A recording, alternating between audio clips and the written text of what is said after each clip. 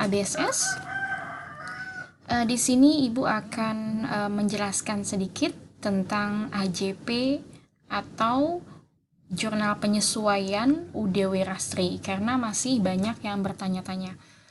Sebelum Ibu masuk AJP, di beberapa transaksi banyak yang sub Ibu bagaimana untuk transaksi-transaksi yang memang belum pernah ditemui sebelumnya.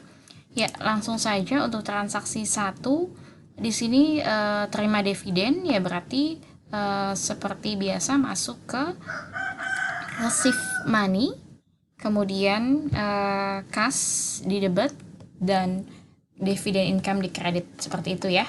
Mudah.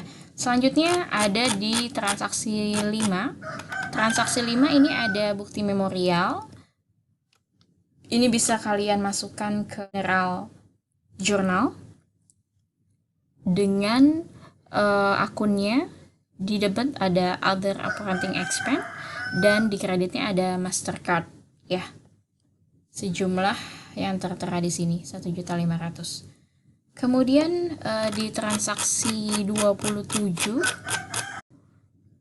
ada penjualan untuk lembar saham, dijual tunai 400 lembar.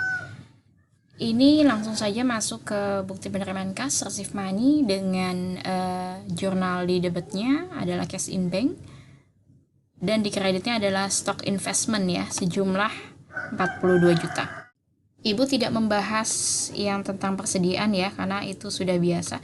Jadi ketika di transaksi 1, 5, ataupun 27 yang tadi atau barusan Ibu bahas ada yang salah, silahkan kalian ganti atau ubah sebelum masuk ke AJP ya. Ketika itu diganti tidak masalah karena itu bukan berhubungan dengan persediaan. Oke, lanjut kita masuk ke AJP. AJP yang pertama, ini AJP adalah hasil pemeriksaan fisik. Ada 2 inventory yang rusak. Nah, ini belum pernah kita temui sebelumnya ya, dan caranya juga kalian harus ketahui. Langsung saja kita masuk ABSS. Kemudian untuk mencatat persediaan yang rusak, kalian masuk ke Command Center Inventory, kemudian ke Count Inventory. Nah, di sini ada on hand 19, counted 19. Karena di situ masing-masing persediaannya rusak 1 ya, otomatis kita isi di kolom counted-nya di sini adalah 18 ya, sehingga difference-nya nanti minus 1. Untuk barang yang kedua atau persediaan yang kedua juga 18 sehingga difference-nya minus 1. Kemudian kita klik adjust inventory, kemudian default adjust account-nya di sini kita masukkan akun yang sesuai. Dia rusak masuknya ke beban apa?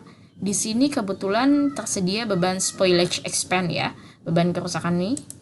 Kemudian kita pilih, kemudian klik continue. Nah, nanti akan muncul seperti general journal AJP seperti ini. Jangan lupa diganti tanggalnya menjadi 31 akhir bulan ya.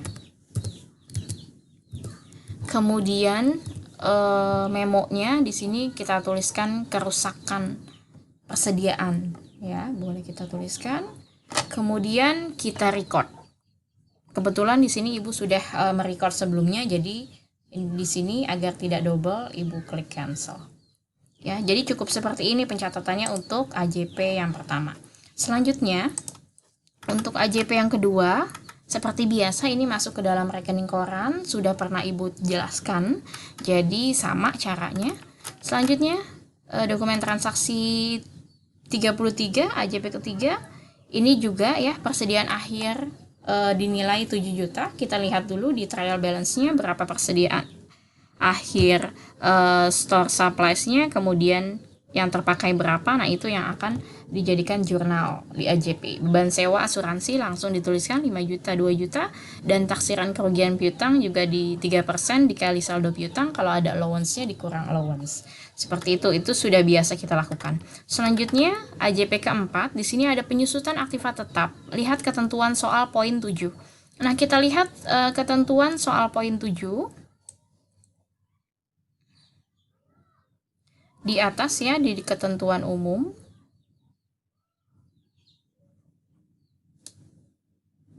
Nah, Di sini ada umur ekonomis equipment 4 tahun dan nilai residunya adalah 2.400.000. Nah, kalian silahkan lihat di trial balance ya. Kemudian kalian lihat nilai equipmentnya berapa.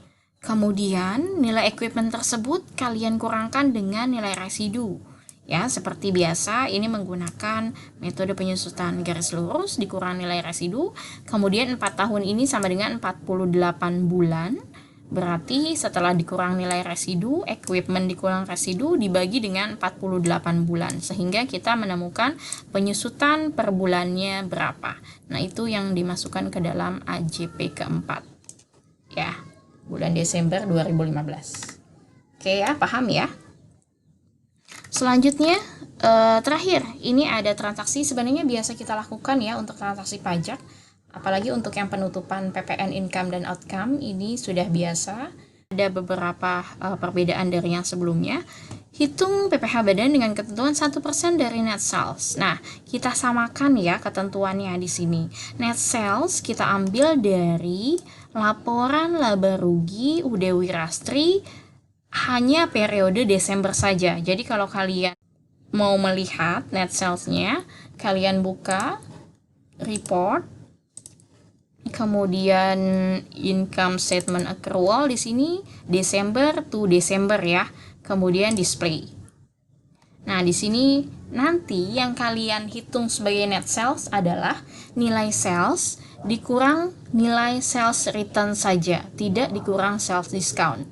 Karena yang sudah pernah Ibu jelaskan, diskon di sini di UD Wirastri ini adalah diskon termin, bukan diskon rabat ya. Jadi ini diskonnya tidak dianggap di dalam perhitungan perpajakan. Jadi net sales diambil dari sales dikurang sales return saja. Kemudian dikalikan dengan 1%. Nah, jurnalnya seperti biasa income tax expense pada income tax payable. Seperti itu. Kalau sudah cukup jelas, Ibu cukupkan. Untuk minggu ini silahkan kalian meneruskan tugasnya untuk AJP UD Wirastri dan kumpulkan laporan keuangan lengkap. Oke, terima kasih. Semoga bermanfaat. Wassalamualaikum warahmatullahi wabarakatuh.